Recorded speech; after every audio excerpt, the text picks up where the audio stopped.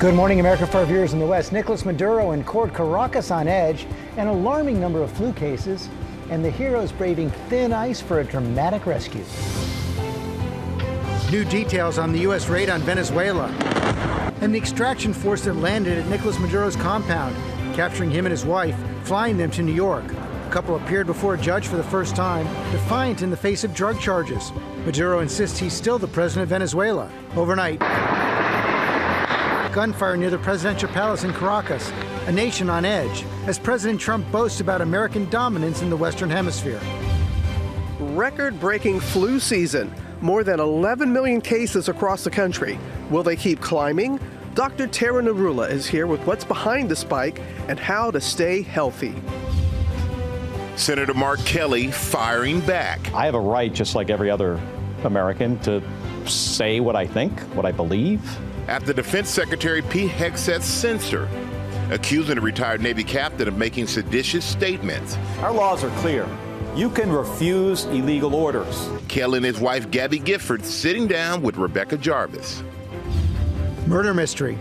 Police release new video of a person of interest in connection to the killings of an Ohio dentist and his wife. What kind of person can take two parents away from such young children? We hear from their family. Dream home turned nightmare. Hey guys, I'm Chris. And I'm Raquel. The couple pleading guilty to defrauding dozens of customers out of millions of dollars in unfinished projects. And you get to move in knowing that you don't have to make any repairs. How you can spot the red flags of a shady deal as we hear from the victims. He chose to steal. NFL's coaching carousel in motion after Black Monday. Who will be at the helm, and will Grandpa Phillip Rivers be in the running? Heroes braving thin ice. Police officers racing to save a boy who fell through thin ice into a freezing pond. And the college football heroes with a wild overtime win overnight. End zone! Touchdown! The TD, the kick. Oh, good! For a national championship! And the pure joy. Live from ABC News headquarters in New York City, it's Tuesday. Good morning, America. Good morning, America. We have a lot to get to on this very busy Tuesday morning, starting with the latest on the U.S. attack on Venezuela. A lot of rapidly unfolding developments right now after U.S. forces whisked Venezuelan President Nicolás Maduro and his wife out of the country. Just 2 days later, the couple appeared in a New York courtroom pleading not guilty to drug charges that could land them in prison for life. We have full team coverage tracking the new details about the raid, what the Trump administration may do next, reaction overseas. But we're going to begin with a legal case against Nicolás Maduro and his wife. Chief Investigative Correspondent Aaron Katursky was there. Good morning, Aaron. Good morning, Robin. Nicolás Maduro insisted he is still the president of Venezuela, told the judge he had been kidnapped and called himself a political prisoner. This morning, Nicolás Maduro and wife Celia Flores are waking up in jail, returned after a day in court where they both pleaded not guilty to charges they worked together to traffic cocaine. Maduro entered the courtroom first in shackles and canvas sneakers, orange, the color designated for high-profile or high-risk inmates. He greeted spectators in the courtroom saying, "Buenos dias," put on headphones for Spanish translation, and rose in his seat as the judge asked, "Are you Nicolás Maduro?" "I am the president of the Republic of Venezuela," a defiant Maduro responded. "I am here kidnapped. I was captured at my home in Caracas, Venezuela." Flores called herself First Lady of the Republic of Venezuela before the judge cut them off. "Let me interfere," the judge said. "There will be a time and place to go into all of this." The defense already signaling it would challenge their capture, calling the U.S. military operation an abduction. Asked how he pleaded to the charges, Maduro said, "I am innocent. I am not guilty. I am a decent man. I am still president of my country." Flores then stated her plea, not guilty, completely innocent. Maduro's wife appeared with a bruised and bandaged head. Her lawyer said she may have a fracture or severe bruising on her ribs. As Maduro was led from the courtroom, someone in the gallery stood and shouted in Spanish, "You will pay in the name of Venezuela." Maduro stopped, turned to face the heckler, saying, "I am the elected president. I am a prisoner of war. I will be free." But Maduro is going nowhere. He did not even ask for bail, and we're not expected to see him again until March. That's when he's due back in federal court. Okay, Aaron, thanks. This morning, our chief legal analyst, Dan Abrams, he's right here. So we just heard Aaron say Maduro says he's a prisoner of war. He says he's still the president. How does that affect the legal case? All right, so the legal process is going to be the same for him as it would be for any other defendant. But he's got additional arguments that he's going to try to make. He's going to say he was captured improperly and illegally. He's going to say he's immune because he's head of state. These are all the sorts of legal arguments that will make this a little different as a legal matter. But as a practical matter, I don't think those arguments are going to win. I think in the end, he's going to be a criminal defendant like any other. So what could we expect, the strategy from the defense going forward? Yeah, I think that it's going to be the kind of defense you would see in a lot of drug cases, right? Where the person who's alleged to be at the top says, well, if there was illegality going on, I certainly didn't know about it. I certainly didn't order it. And I think you're going to see that sort of defense with regard to the drug charges in particular. Now, remember, there's also some weapons charges, et cetera. And you think the same with his wife? Well, same argument. That's right. Remember, because it's going to be probably a separate trial for his wife. So you may see completely separate defenses here. And in particular, with regard to his wife, expect to hear, I didn't know that this was happening. How are you blaming me for the conduct of what other people may or may not have been doing? Have you any sense of how strong this case is? Well, look, the indictment is a little bit thin with regard to details. But remember, this case was initially brought in 2020. So it's not that this was a new case that has suddenly been brought now. It is something that the government has believed for years that they can prove. We're going to have to see if they can back up some of what they're saying. Some of the details, particularly with regard to some of the weapons stuff, is a little bit vague. But when it comes to the cocaine trafficking in particular, that's probably where the case is going to be strongest. All right, Dan, thank you. Okay. We know you'll be following up with this, keeping us on top of it all. Thank you. Let's go to our chief White House correspondent, Mary Bruce, with more details after U.S. lawmakers were briefed on a military attack. Top Republicans defending the action while Democrats raised questions about how the White House plans to run the country of more than 30 million people. Good morning, Mary. Michael, good morning. And lawmakers emerged from that 2-hour-plus briefing with vastly different impressions. Republicans are adamant that the operation to capture Maduro did not constitute an act of war. Speaker Johnson saying this is not a regime change and that he does not expect U.S. troops on the ground, arguing the U.S. will run the country by pressuring the government there and blocking its oil exports. President Trump, though, has said bluntly that the U.S. is in charge, even as Maduro's vice president, Delcy Rodriguez, has been sworn in as interim leader. And in an interview overnight, Trump said it will take some time before elections can be held there, that the U.S. will be involved for the foreseeable future. Meanwhile, Democrats, they're demanding answers. Leader Chuck Schumer says the administration's plan to run the country is vague and based on, quote, wishful thinking. And he says they did not receive any assurances that the U.S. and the Trump administration won't try to do this in other countries as well, Michael. And Mary, without a clear plan, with all this going on, the administration continues to talk about wanting to take over Greenland. Yeah, the president's still setting his sights on Greenland, and one of his top advisors, Stephen Miller, in an interview is asserting that the U.S. has a right to take the semi-autonomous Danish territory, and Miller not ruling out the use of military force to do so. The prime minister there is urging Trump to stop the threats and warning that this would be effectively the end of NATO. But the Trump administration is outlining a vision for a new world order where the U.S. can overthrow governments as long as it's in the U.S.'s national interest. The State Department posting this picture of the president on social media with the words, "This is our hemisphere." All right, Mary, thank you for that. We appreciate you. George? Okay, Mike, we're going to get more on that now from our chief global affairs anchor, Martha Raddatz. Martha, let's pick up where Mary left off, asserting this right to dominate the Western Hemisphere. This is pretty much, you combine that with what the president has said about Cuba, what Secretary of State has said about Cuba. We have a doctrine taking place here. New doctrine, exactly, George. And while no one from the administration has outlined exactly what comes next in Venezuela, what is clear is that President Trump wants to exert control over the Western Hemisphere, and he will use the U.S. military whenever he thinks necessary to make that happen. Marco Rubio saying that the U.S. will not allow this hemisphere to be a base of operation for adversaries and rivals of the U.S., and that is a message clearly to Russia, Iran, China, and Cuba, George. Yeah, basically the message is right now might makes right. At the same time, we're learning more details about the raid that took out former President Maduro. Yeah, George, we've learned this morning that at least 40 people were killed in that raid, according to a source. The large majority of them, I am told, were Cubans who were providing security for Maduro. ABC News has also obtained new video capturing the moment that 12 U.S. Special Operations helicopters passed very low over a remote stretch of highway south of Caracas as they were leaving Venezuela. Earlier video you see circulating online also shows the explosions in the hillsides of Caracas as the Delta Force was extracting the Maduros from their fortified compound. A helicopter is seen firing what appears to be rockets at targets, and there's also return fire aimed at the sky from what appears to be small arms fire or an RPG. Secretary Pete Hegseth said the Maduros were unaware of the raid until 3 minutes before the Delta Force entered the compound. A U.S. helicopter was hit during the mission, and President Trump says pilots were injured and bleeding but continued to fly.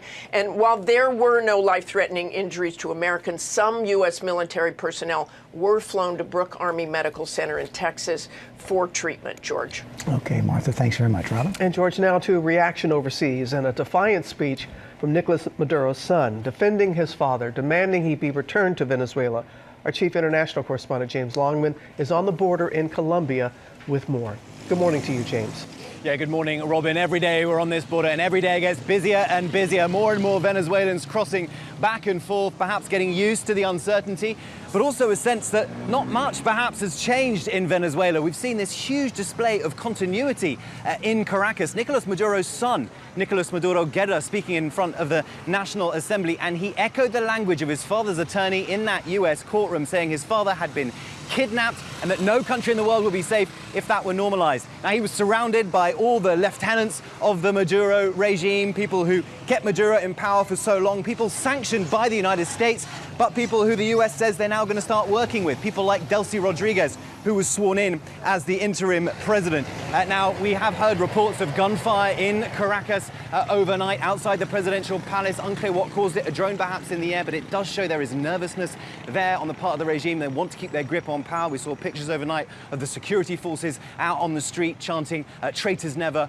loyal always. Meantime, there has been severe criticism at the UN Security Council of that US operation. You would expect that from countries like China and Russia. These are allies of Venezuela, but also allies of the United States. The French says this operation chips away at the international world order, and there is also deep concern about all the countries that Donald Trump has started threatening since Maduro's capture. They include this one, Colombia, Cuba, Mexico, and of course Denmark. Michael? Yeah, a lot of chaos being created right now. Thank you so much for that, James. We're going to turn now to Arizona Senator Mark Kelly, firing back after the Pentagon moved to censor him over last year's video urging service members to refuse illegal orders. Rebecca Jarvis spoke with Kelly and his wife, former Congresswoman Gabby Giffords, and you're here to tell us about it. Good morning, Rebecca. Yeah, good morning, Michael. Hi, guys. And these allegations, they could cost him his military rank and retirement pay, but this morning, Senator Kelly and Gabby Giffords say they are fighting back. I have a right, just like every other American, to say what I think, what I believe. This morning, Senator Mark Kelly firing back at Defense Secretary Pete Hegseth's censure, claiming the retired Navy captain made reckless and seditious statements, including in this video directed at U.S. service members. Our laws are clear. You can refuse illegal orders. Hegseth alleging Kelly and other lawmakers counseled members of the armed forces to refuse lawful orders. Is there anything in retrospect that you would have said or done differently over these last several months? Absolutely not. Absolutely not. I basically repeated what is in the Uniform Code of Military Justice, which is the law for the military. Members of the military need to follow the law. It's very simple. Upon the video's November release, President Trump calling the message punishable by death and resharing a social media post calling for participants in the video to be hanged. Trump later saying he was not threatening death. I said something that the president and Pete Hegseth didn't like. And because of that, the president said I should be hanged, I should be prosecuted. This is un-American. And this sends a chilling message. How do you respond to critics who say your message risks being read through a partisan lens inside what should be a nonpartisan military. It's not partisan. I'm a member of the Armed Services Committee. I'm on the Intelligence Committee. And I would have expected that if this president said anything about what we said, it would have been, of course you don't follow illegal orders.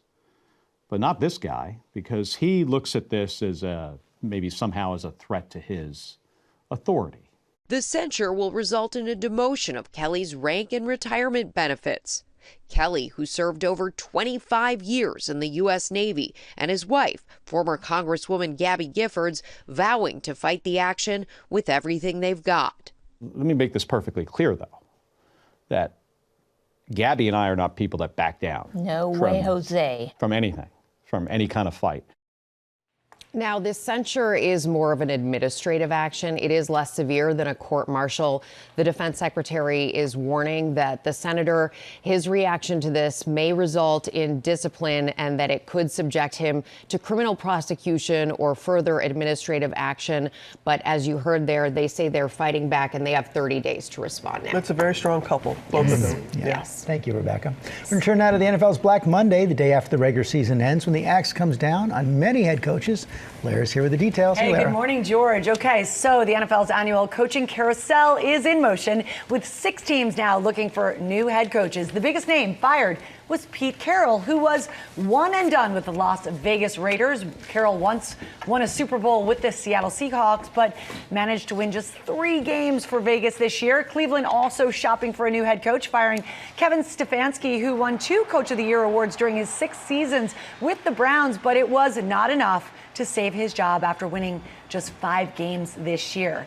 The Arizona Cardinals also parting ways with Jonathan Gannon after a dismal season. The Cards just went just 15 for 36 in the 3 seasons with Gannon at the helm. Only 3 wins this season. Yikes. Not so good. The Atlanta Falcons didn't even wait for Monday. They fired Raheem Morris on Sunday night after 2 seasons. They also fired their general manager.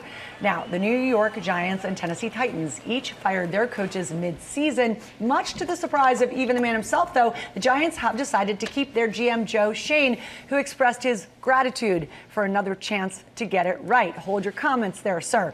And after Phillip Rivers' 3-game headline-making season with the Indianapolis Colts, many fans are hoping he can turn his high school coaching career into an NFL career. Right now, he's downplaying the possibility, but he did tell reporters, "I think I can do it, guys." He could coach at that level. Yeah. Yeah. Can. Yeah. He absolutely. can. I don't know if he's ready for a head coach, but you got to work your way up. Absolutely. But it was inspirational to see him come back and play how he did. We'll see. That Lots of jobs out there. All right. Well done, Larry. All right. Coming up, we have the new developments in the search for a killer after an Ohio dentist and his wife were found dead in their home. Police now releasing a video of a person of interest. Also had the record-breaking flu season. Dr. Tara Narula is standing by to tell us what's behind the spike and what you can do to stay healthy this season. And new at 7:30, Will, has a new video of that UPS plane crash, Will. Yeah, good morning, George. Louisville police releasing new footage after that crash that killed 15 people. That and more coming up new at 7:30, Michael. Stay right there. We're just getting started, and we will be right back.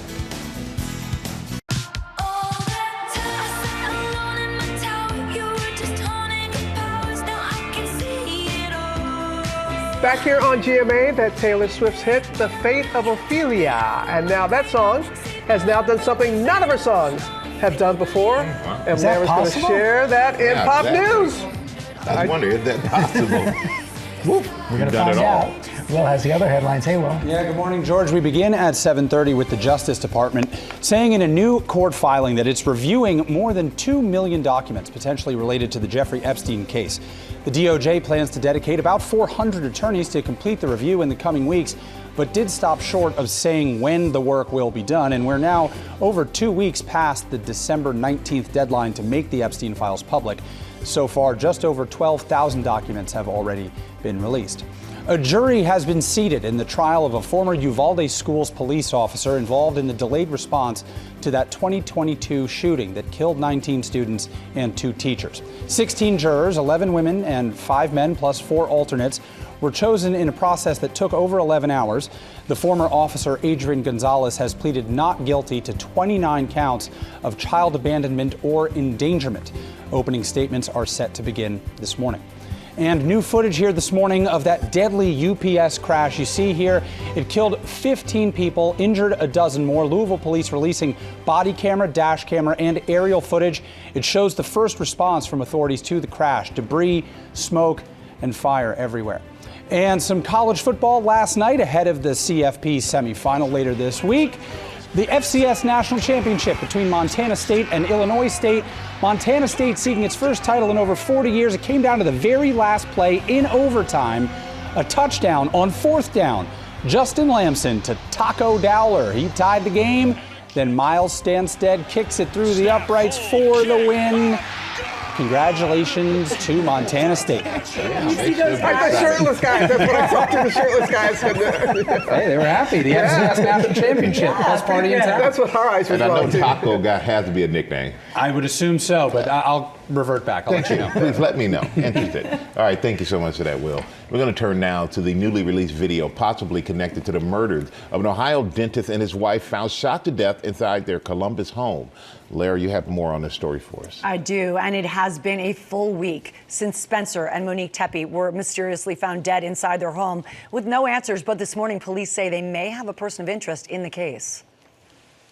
This morning, police releasing new video of a person of interest in connection to the murders of an Ohio dentist and his wife, both found shot to death in their home. The video shows a person walking in the alley near the home of 37-year-old Dr. Spencer Tepe and his wife, 39-year-old Monique, during the time frame of the murders, which police say happened between 2 and 5 a.m. last Tuesday. It just really makes no sense as to how somebody could do this. And this morning, the couple's family is speaking out. What kind of person can take 2 parents away from such young children and just two beautiful people away from this earth? The couple's bodies discovered in their home a week ago. Their 2 young children inside, but unharmed. Police responding after Dr. Tepe's boss called authorities asking for a wellness check when he didn't show up for work. He is always on time, and this is very out of character. And we can't get in touch with his wife, which is probably the more concerning thing. Police knocking on their door, but no response. A concerned friend showing up to the home shortly after. And moments later, the friend spotting Dr. Tepe. There's a body. He's laying next to his bed, off of his bed, and there's blood. Police say there were no signs of forced entry or a murder weapon at the scene. The family left searching for answers. They both had this kind of collective personality that people really gravitated towards and were faithful in the fact that we're going to find justice. So many questions, but right now police say this does not appear to be a murder-suicide as family and law enforcement continues searching for answers. And hopefully they'll get those answers soon. Wow, Lara, thank you. Now to an online influencer couple that pleaded guilty to conning dozens of clients out of nearly $5 million in a home building scheme. Rhiannon Alley is here with that story for us. Good morning, Rhiannon. Hey, good morning to you, Robin. Yes, this couple promised dream homes, instead delivering an expensive nightmare for dozens of families, and they have now admitted to the nearly $5 million scheme.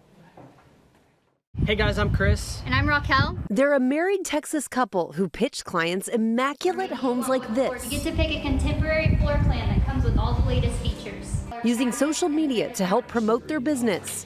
And you get to move in knowing that you don't have to make any repairs. But instead, left some clients with this. And it won't turn off. Chris and Raquel Judge pleading guilty to defrauding more than 40 customers out of nearly $5 million worth of unfinished projects. I was planning on kind of growing into this house. Kristen Newman telling our affiliate WFAA she hired the young couple to build her dream home. Chris Judge claimed to be an architect, but prosecutors say he wasn't. He just walked off. He just stopped talking to us. It became a nightmare for sure. Officials say the couple offered custom architecture, construction, and interior design services at below market rates. They started construction projects and accepted multiple installment payments from victims, but never completed those projects. This isn't just a bad business decision. This is he chose to lie, he chose to steal. This is the front. Lane Simmons and his wife paid them about $200,000 to remodel their home. They really pitched themselves as like this Chip and Joanna Gaines type of vibe. My house, everything that they did is wrong. We had a family friend that's also a contractor come over and look over everything, and he's like, man, there's a lot of this is unsafe. This is like the worst job I've probably ever seen. Prosecutors say the guilty couple used some of their nearly $5 million swindle on personal mortgage payments and plastic surgery. Christopher and Raquel Judge are now facing judgment of their own. He faces up to 20 years in prison, and she could get 5. Experts say there are some warning signs that you could be getting ripped off. If they require cash or payment in full before they even start the job, or the price is much lower than other contractors, those are usually pretty big red flags, guys. Yeah, sometimes too good to be true. It surely is. All right, thank you so much for that, Rhiannon. We are back with this record-breaking flu season. More than 11 million cases across the country right now. Chief Medical Correspondent Dr. Narula is here. Boy, this is so nasty in so many places. What's going on? Yeah, it's such a tough season. We were just talking, it sort of ripped through my family. I know, Robin, you were ill recently. So, as you mentioned, about 11 million illnesses, 120,000 hospitalizations, 5,000 deaths so far, 9 pediatric deaths. When you look at visits to healthcare providers, about 8% are for flu-related illnesses, which is the highest number since 1997. Experts think that we are going to continue to see these numbers rise in the coming weeks, that we haven't really reached the peak yet.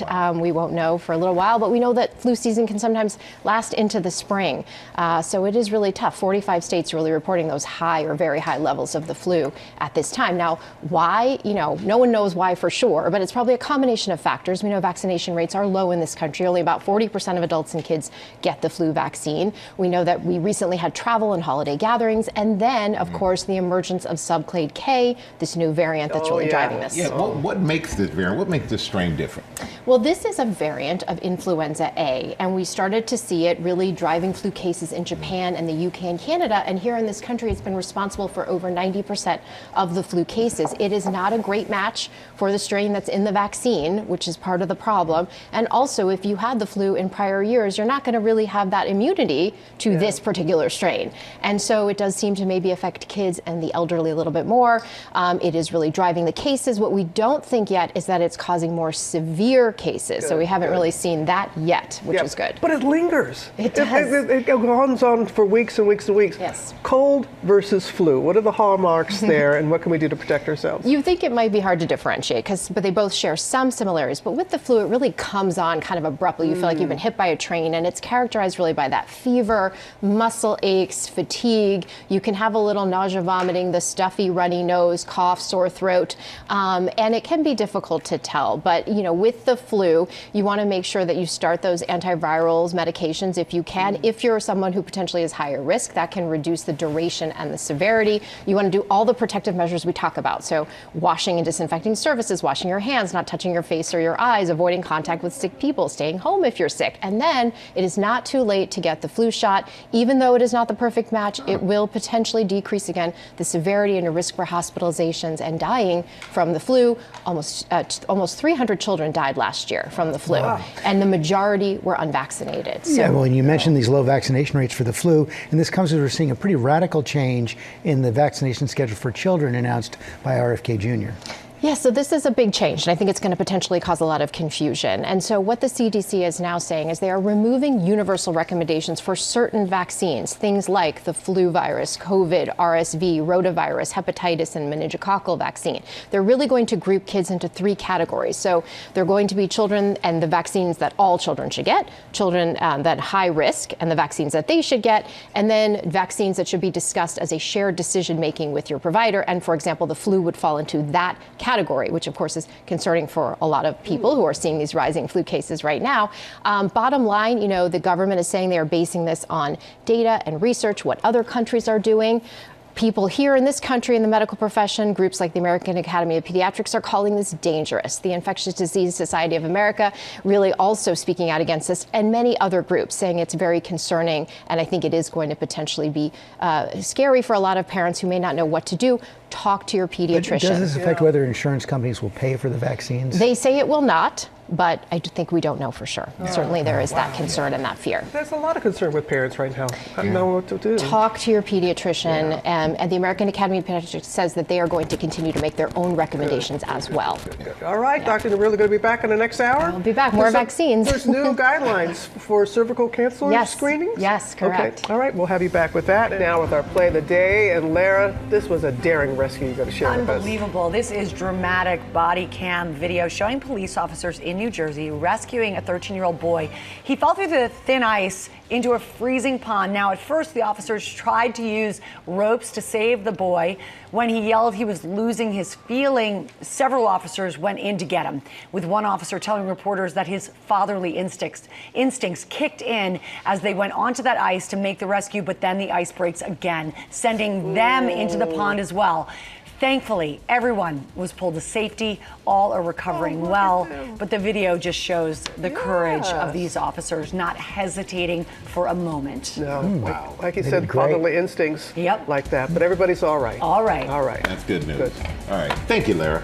Coming up, Will Trent star Ramon Rodriguez is here to tell us about the new season of the hit show. We'll be right back. He's on the case.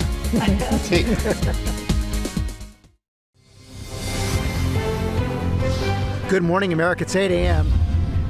Nicolás Maduro and his wife appear before a judge for the first time, defiant in the face of drug charges. Maduro insists he's still the president of Venezuela. Actress, mom, and High School Musical star Ashley Tisdale breaking up with what she's calling her toxic mom group, writing, "I thought I found my village. Instead, I was back in high school." This morning, her message for fellow moms. I'm the man, I'm the man, I'm the man. And Will Trent is on the case. I am great. And we are too. Now that star Ramon Rodriguez is here telling us about the new season, as we say, good morning, America. Live from ABC News headquarters in New York City, it's Tuesday. Good morning, America. Good morning, America. It is great to have you with us this morning, and get ready because it is the first Deals and Steals of 2026. A lot of excitement for Tori Johnson, who's helping us all start the new year right with wellness savings. Look at Tori. She is back. Also going to be back is Dr. Narula, going to break down the changes to guidelines for cervical cancer screenings, the new recommendations, and what it means for your insurance coverage. First look at the top stories breaking at 8. We start with the latest on the U.S. attack on Venezuela.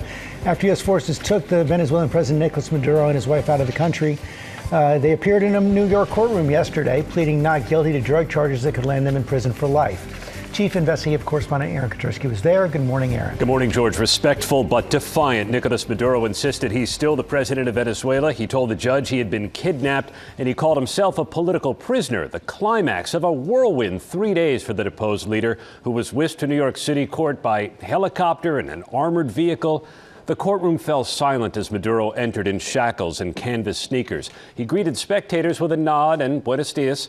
He and his wife, Celia Flores, wore headphones to listen to Spanish translation and introduced themselves as President and First Lady of the Republic of Venezuela before the judge cut him off, saying there will be a time and place to go into all of this. Both Maduro and Flores pleaded not guilty. The defense called the U.S. military operation an abduction and said as head of state, Maduro is entitled to immunity. Michael? All right, Aaron, thank you. We're going to go down to our chief White House correspondent, Mary Bruce, who has more details after U.S. lawmakers were briefed on a military attack. Good morning again, Mary.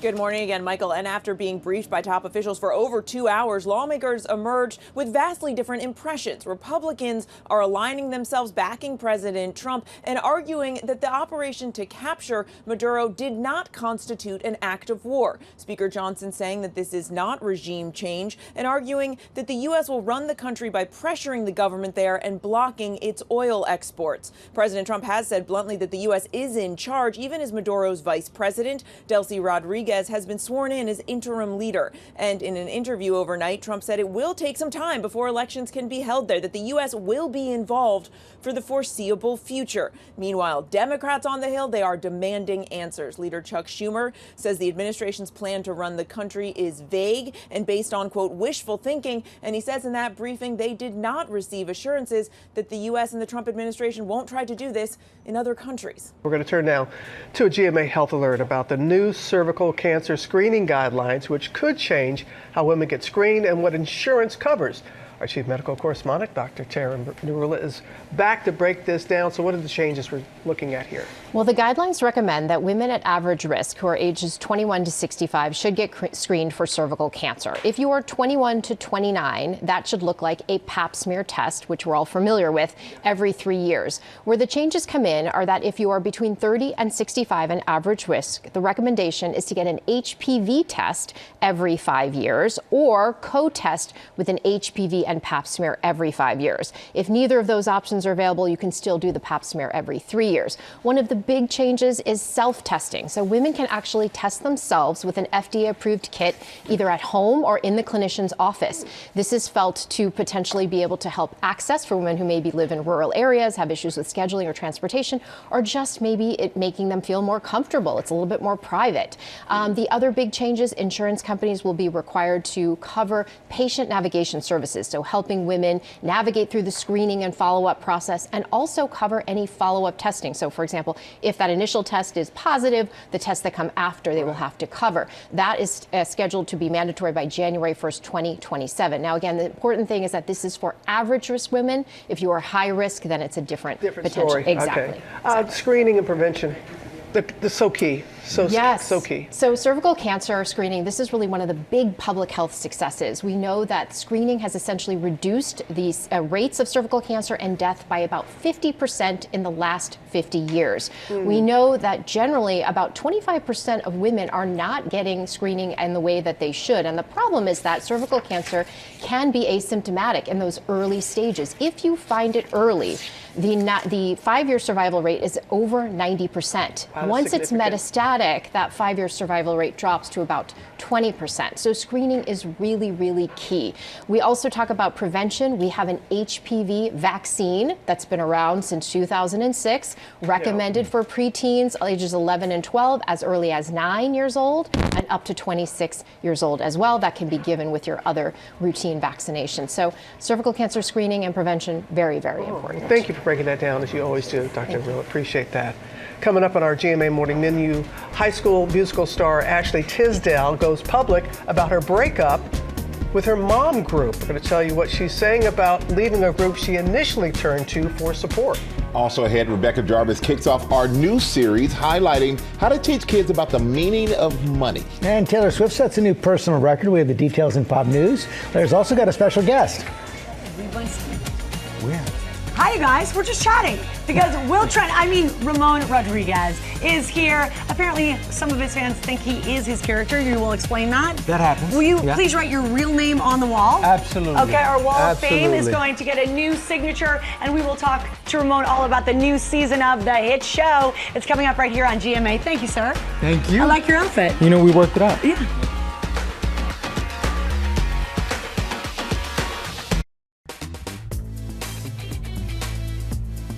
We're back now with a GMA cover story. Actress, mom, and high school musical star Ashley Tisdale breaking up with her mom group, writing, quote, "I thought I found my village. Instead, I was back in high school."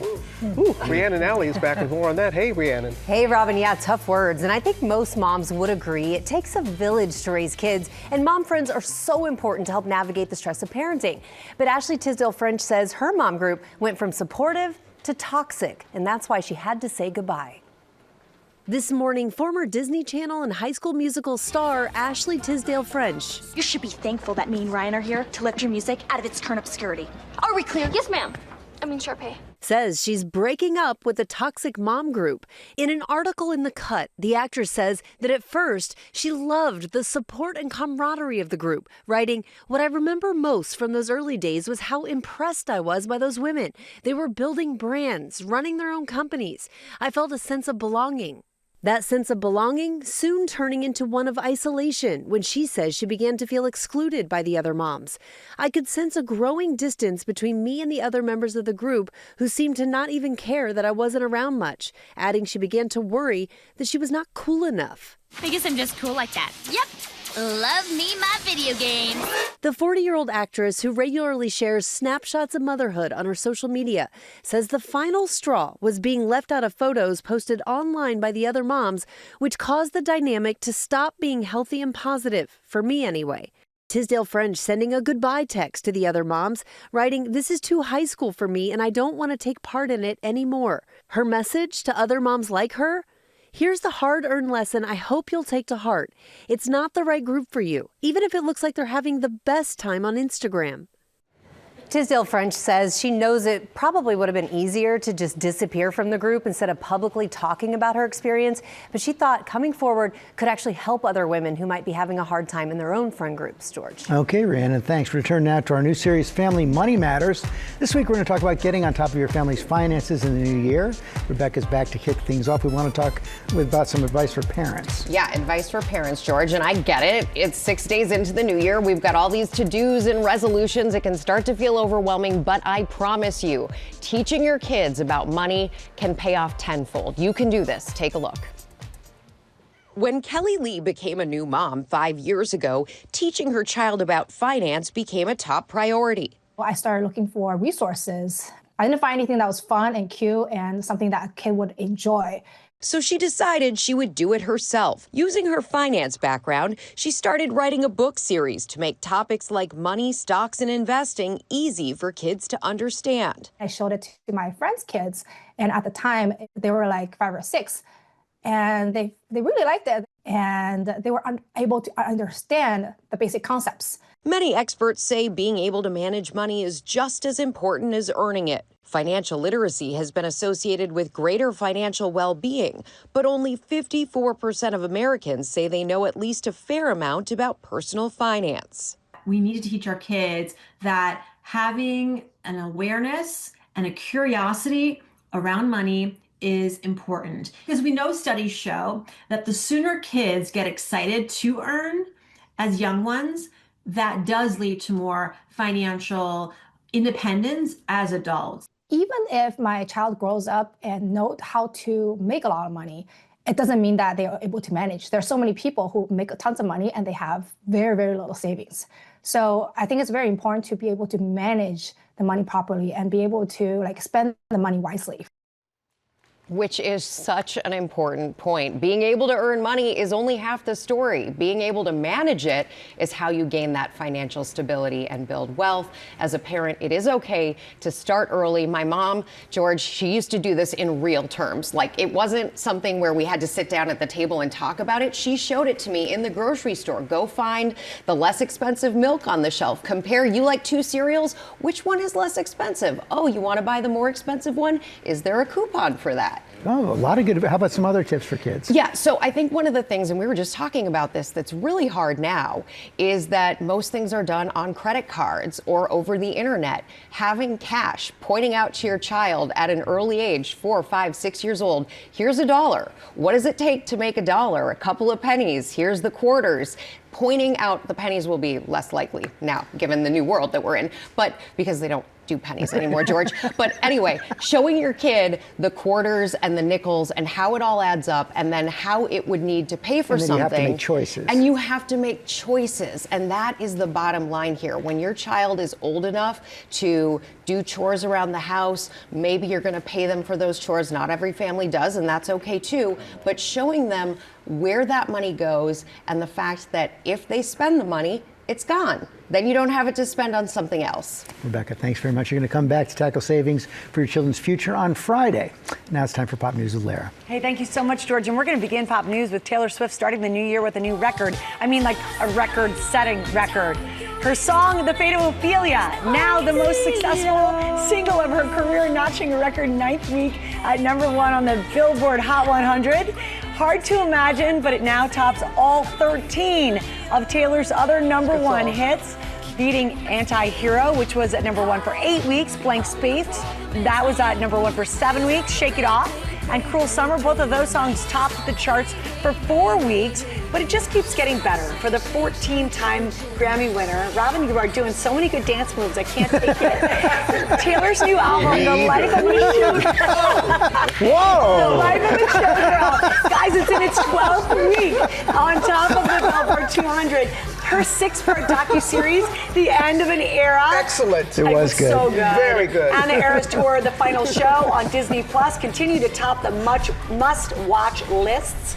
And she's got her wedding to look forward to as well. Sounds like the makings of a very good year ahead for Taylor Swift. So many hits. So many hits. So many hits, so many dance moves. Hey, also this morning, everybody, Michael Strahan swimming with the sharks again. The man jumped in head first for the January return of season 17, where the ideas are amazing and unique, like this one for helping nosebleeds. But the sharks, including Michael, well, they have some questions. So who is your competition in something like this? Is there any? We basically created the category, and that's been the challenge here, right?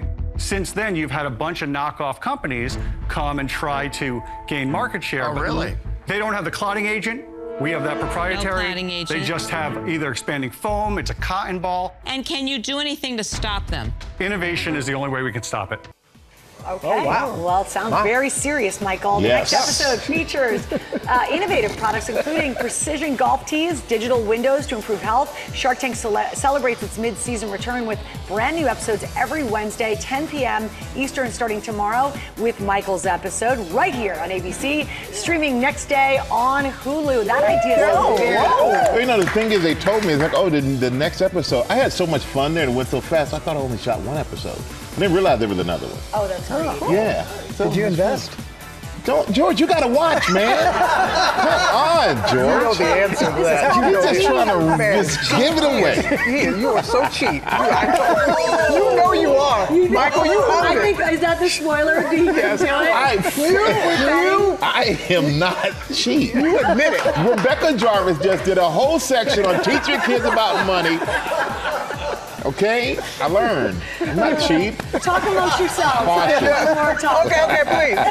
All right, so who's up for a little tennis in the sun besides Robin and I? Good thing, everybody, because it's all love in Australia. Tennis stars descending down under ahead of the Australian Open next week. And in a warm-up in New Zealand's ASB Classic, Venus Williams fought valiantly. She took a set off of 5th-ranked Magda Linette before she did lose the match 2-1. But good for you, Venus, as Venus prepares for her first appearance in the Aussie Open in 5 years, thanks to that wild card draw last week. Meanwhile, American Riley Opelka advancing in his warm-up match at the Brisbane International. Check out this post-match handshake with his opponent. His opponent's 5'7" Dane Sweeney. He pulls up a chair to congratulate Riley, who stands at 6 feet 11 inches. Wow. I love that. 6'11". 6'11", Wow. yeah. All the action culminating in the first slam of the season in less than 1 week at the Aussie Open. You can watch it all on ESPN beginning January 17th, guys. That's Pop News. All right, great job. A lot of fun right there. Oh, yeah. It is that time, everybody, for the first Deals and Steals of 2026. And this morning, Tori Johnson is bringing great wellness products for the new year.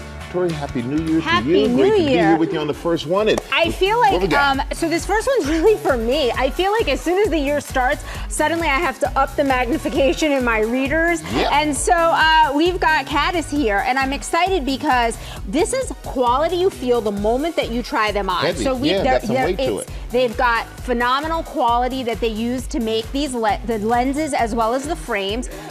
Top shelf materials. I mean, those look fabulous on you. So we've got everything from polarized sunglasses, full magnification meters. Look at even Robin's giving you the oohs and ahs. That was a sympathy ooh and ah. Right? Yeah. But I like it. I'll take it. You're cheap, but you look good, right? Yeah. There you go. You know what?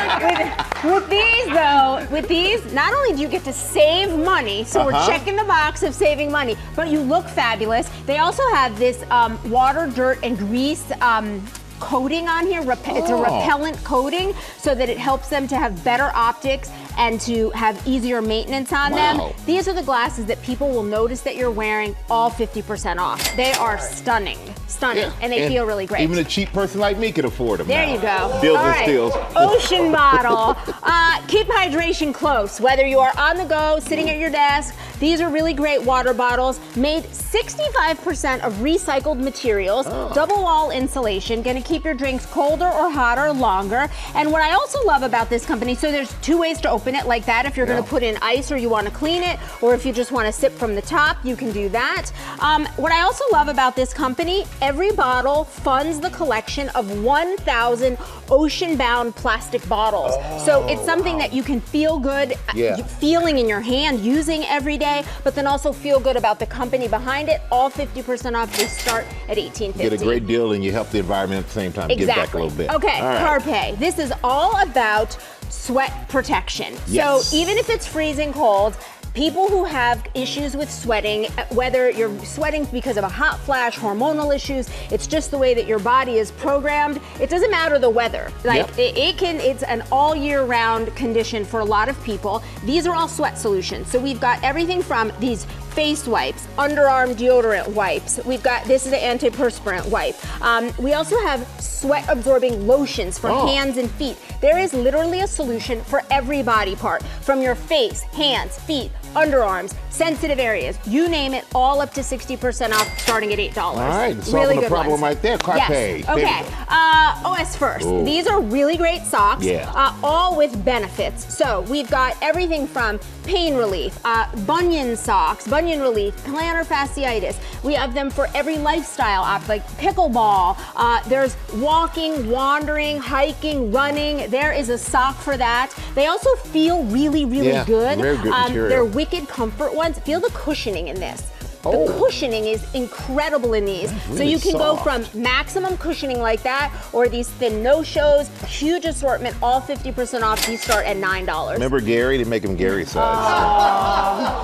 I Love always you, gotta give a Gary. little shout out for Gary. Enjoy your retirement. All right, body restore. Sometimes the shower is the calmest, most peaceful part of your day. You can up that with using an aromatherapy shower burst. Smell this one. That is the eucalyptus and mint. A lot of people are needing this now for cold and flu season. Just kind of helps to clear the sinuses. These are all phenomenal in the shower, and they're 50% So you off. just open them up and drop them in the shower while you take a you shower. got it, and the steam releases everything. Ooh, love it. And then finally, you can capture the dust, allergens, and odors with an air purifier. These are small, compact, sleek, designed for small spaces, about 400 square feet.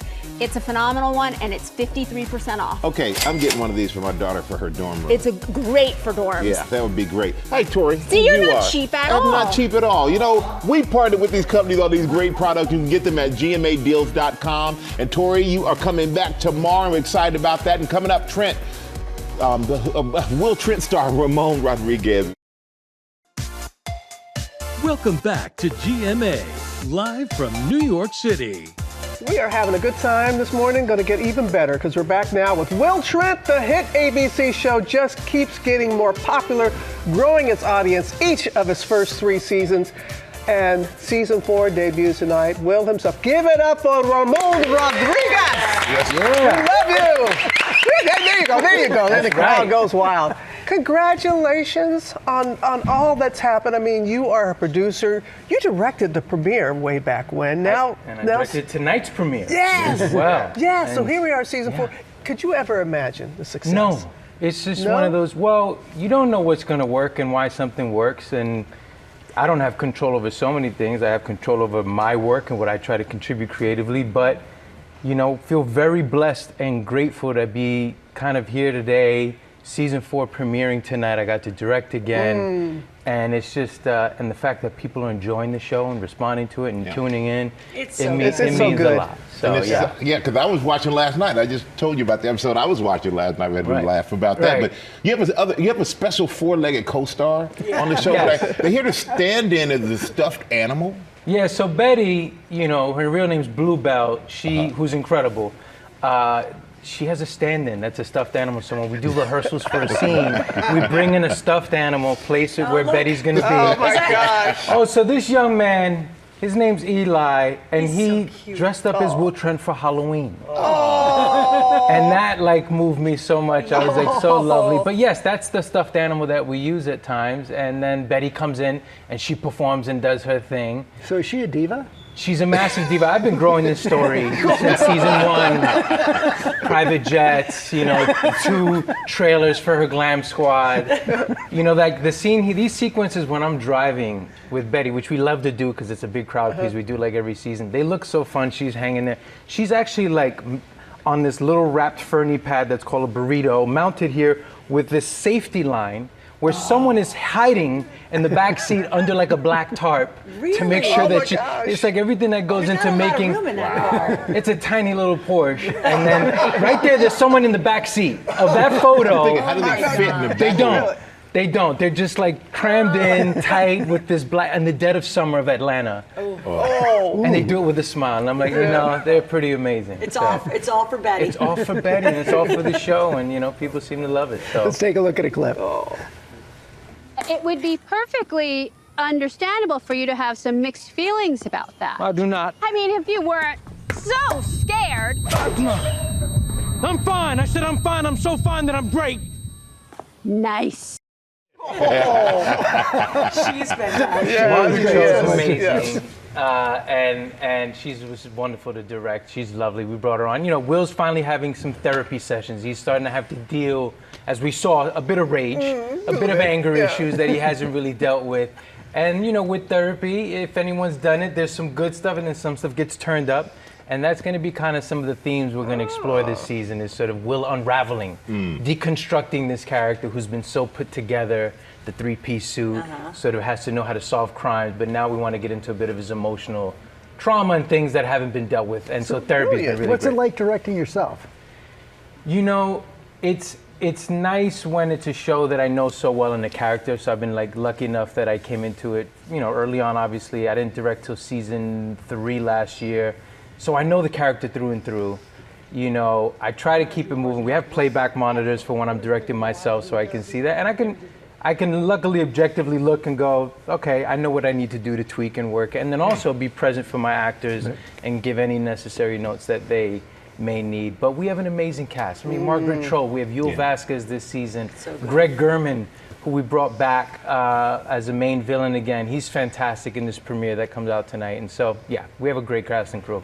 And the show has such a fan base that some people refuse. We teased in the morning menu by calling you Will Trent, but there are people out there who refuse to accept that you are not. Right, they do. And at first it was a little tricky, where I'd be at a cafe and someone would like bring my coffee and the waitress would be like, here you go, Mr. Trent. And I'd be like, no, sorry, my name's Ramon, but you don't have to do that. Thank you. She goes, sure, no problem, Mr. Trent. And I was like, okay. And then I was like, you know what? Exactly. And then I was like, I'm going to embrace this. There you go. And I was on a Delta flight, and the flight attendant recognized me, gathered all the other flight attendants. She's like, we see celebrities all the time, but we love your show. Mr. She Trent. goes, Mr. Trent. I go, excuse me, it's Special Agent Will Trent. They lost it. They literally, they were like, yes, it is you. You made our dream. Can we please take this photo? And it was just, I'm like, I'm so lucky. They love the show. They love the character. They think I'm him. I will fulfill that. No problem. We're lucky because we get to watch it. Way to embrace it. Way to embrace it. I know. It is hard-earned and well-deserved success. Thank you, Mr. Rodriguez. Thank you. All right. Season 4 of Will Trent premieres tonight, 8/7 Central, right here on ABC. The New York Times bestselling author and our royal contributor, Robert Jobson, he has a new book, The Windsor Legacy, A Royal Dynasty of Secrets, Scandal, and Survival. Welcome back. Good to have you here. Great to be here, George. Yeah, amazing. So tell us what this book covers. Well, it covers 100 years since the late Queen's birth, and it covers the last century, really the century that the Windsors have been a dynasty, a royal dynasty. If you're a fan of the Crown, you're going to like covering all the stories, the scandals, but you can get deeper into the stories and deeper into the different characters. But the last third of it really does bring us right up to date, from the Diana years all the way through to what's going on at the moment from Epstein, Prince Andrew, all of these things. Well, let's talk about all. Let's tick through them one by one. But let's start with Prince Harry. There seem to be some stirrings of some kind of a reconciliation. Well, he came over to Britain, as we reported at the time, and he saw his dad, and I think that, there's always been a warmth there. I mean, I think that a lot of it has been stirred up, I think, in Britain, where there's a sort of love-hate situation with Harry, and, people sort of said he's all got it all wrong. But I think that there's definitely some sort of warmth between him and his father, and there's this whole idea that he might get his security back, and that looks like it's going to happen. I think he will. I always thought it was wrong that it was taken away, actually. I thought, because it was ridiculous, something happened to him. How crazy that they didn't have that under control. That will help, but I don't think it'll necessarily bring a reconciliation with his brother. I think, the king in his current state of health, he will want to have a relationship with his grandchildren, and I think it's only fair. But the king is going to be coming to the United States this year, so Prince William as well. What should we expect on the trip? I think the trip, the first one, probably be in April. Be very much a very big state visit. I think that we're going to see President Trump, really out there like he was. I mean, it was a very successful trip in Windsor, hugely successful trip, and great pomp and circumstance. I think it'll be all bells and whistles this way for the king. And then I think we won't see William with, obviously, the king on that trip. He'll be here with the Queen Camilla. But then we've got the World Cup, which, of course, is going to be huge for Prince William. He is the president of the FA, and it's a big moment. And he's a real him. Fan, right? Oh, he's a proper fan. He supports Aston Villa, which is in the Midlands, for his sins. They're now currently, I think, second in the league or something like that. So he goes to the games. He takes Prince George to the games. He's forcing his poor son to support this team. But he loves the football. He really does. Yeah, he still plays. He goes off on his motorbike sometimes and plays in Battersea Park with five-a-side football. Yeah. 2025 was a brutal year for former Prince Andrew. We're going to see more Epstein files coming out here in the United States in the next couple of weeks. What should we expect with Andrew? Well, Andrew's going to be going. He's pretty much, I think, by the end of this month, will be kicked out of Royal Lodge. From what I understand, a lot of his staff are already looking to be re-employed elsewhere. The King has offered him a farmhouse on his private estate in Sandringham.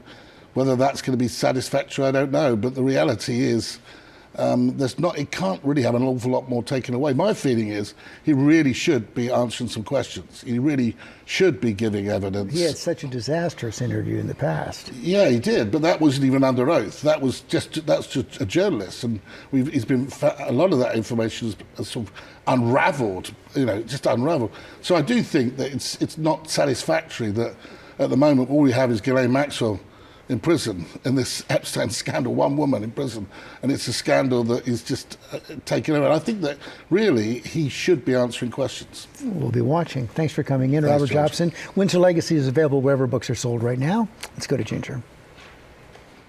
And George, we have an exciting announcement that brings Legos to life like never before. It is all called Lego Smart Play. Lego creations can respond to how your kids are playing and interact using lights and speakers. In the Star Wars universe, for example, ships light up as they launch and fly. Characters recognize each other and react to their surroundings and how they're moving. The new technology was just unveiled and is powered by what's called a smart brick with a special chip.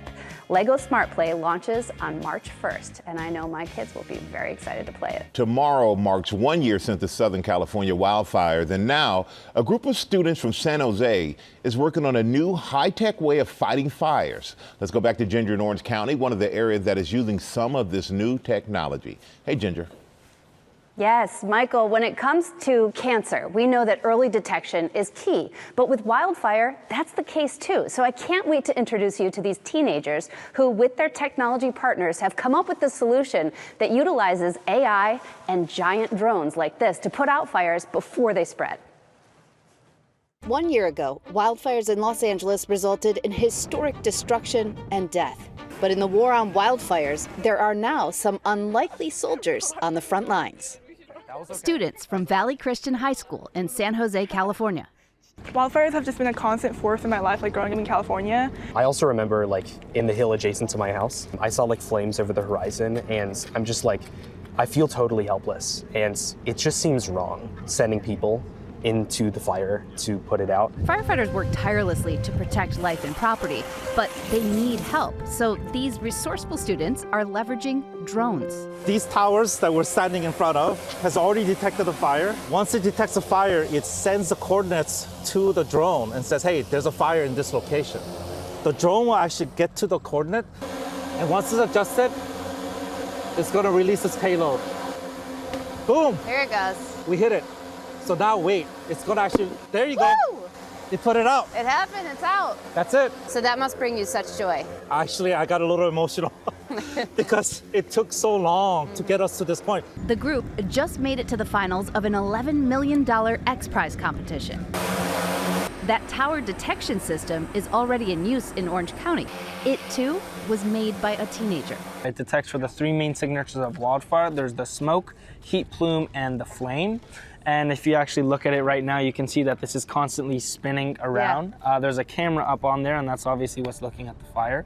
Now they want to add the drones and docking stations. Those drones could launch the same time we launched our apparatus. They could get on scene, utilize their extinguishing agent, and that would hope, ideally, hold the fire in check until our fire engines and our firefighters and our helicopters and our air tankers could all get on scene and hold it. I have to give a big shout out to Orange County Fire for letting us be here and take over this morning. I also want to tell you that most fires don't start in a place that's really easy to access. So firefighters might take minutes or hours to get there without roads, but a drone like this could get there in seconds. And that could be a game changer when it comes to this big war on wildfires, Michael. Yeah, I mean, it really is amazing, Ginger. But those don't look like your typical drones. No. Kaizen Aerospace let us look at some of their fleet here, and they've got drones of all sizes. But take this one, for example. It is a 13-foot behemoth. This is one drone, and it could carry up to 1,000 pounds of water or a payload of anything. So imagine what that could do when it comes to at least putting a pause, if not putting a fire out. Yeah, that is 13 feet. Wow, okay. Well, Ginger, thank you. Thank you for bringing that to us. We really appreciate you. And coming up, we're one-on-one with Paula McLean, the New York Times best-selling author behind The Paris Wife. There she is. And she's also our GMA January Book Club pick. We are back now with our GMA January Book Club pick, and it's a good one. Skylark is the latest novel by Paula McLean, New York Times bestselling author of The Paris Wife. And we're back in the City of Lights for this novel that weaves together the stories of a young woman in 1664 and a medical student in 1939 when the Nazis invade. I mean, talk about two juicy subjects. Welcome. Thank you. So it's good to thrilling see you. to be here. Thanks. Congratulations on all of your success and on being our book club pick. I want to talk to you about this idea for Skylark. Yeah. And the two weaving timelines. So interesting. Yeah, and probably difficult. Yeah, so I knew I wanted to go back to Paris. It's such an eternal city, layered with time and memory and history. But if my novel, The Paris Wife, kind of unfolds in all these glamorous Parisian cafes, this time I wanted an intimate, kind of drilled down look at a single neighborhood, even a single street, where lives, separated by hundreds of years, can overlap and echo in profound ways. Yeah, and two really interesting times to follow. And you used the term drill down there, which I thought was very apropos, considering there's a lot that goes on underground. That's right. And I've always been fascinated with the catacombs underneath the streets of Paris. You dug deep, so to speak. Tell us a little bit about your research down there. Yeah. So both storylines touch the underground space of Paris. So there's the catacombs, but there are also hundreds of square miles of tunnels running below the streets of Paris. I didn't know that. I know, neither did I. And so I took a 6-hour clandestine tour of the tunnels with a guide, like this crazy character out of a movie who had a boombox in his backpack playing the talking heads, this refrain, same as it ever was, while I'm looking at these carvings and inscriptions and messages that have been on the walls underground for hundreds of years, and feeling so moved, even almost to tears, that these marks made by people hundreds of years ago still endure today. Right. I mean, to me, it's just this symbol of ordinary immortality. And what does a woman in 1664 and a male doctor in 1939 during the Nazi invasion, what do they have in common? How did you manage this? Survival, unlikely resistance, unlikely defiance. Their lives call them to be braver than they ever imagined they might be. And they share this space, they share this single space in history, even though their timelines are separated, to me it's like time passes and we think things are so different, but in fact, what we're called to rise up against can really be the same. I love the idea of this single block in Paris. Because in the research about you, you were it's so true that when you're in Paris, you just can't help but think everywhere you are of what has happened here, the history. The city seems to be whispering stories to you. Yeah. And that's what I'm assuming you're hoping readers get from it, because I sure have gotten it from everything I've read. Yeah, absolutely. Yeah, thank you. I hope that readers sort of feel drawn to these characters. I mean, to me, it's about how small acts of resistance and the choices we make and the people we love can ripple forward through time in astonishing ways. Amazing. Well, we're so looking forward to this one. Certainly The Paris Wife made many people very happy readers. It's great to see you. Happy New Year. Thank you. Thanks so much. Everybody, Skylark, our book of the month, is available right now. TGL is back. Season 2 of Tomorrow's Golf League, founded by Tiger Woods and Rory McIlroy. You can check out the action this afternoon on ESPN. We'll do that.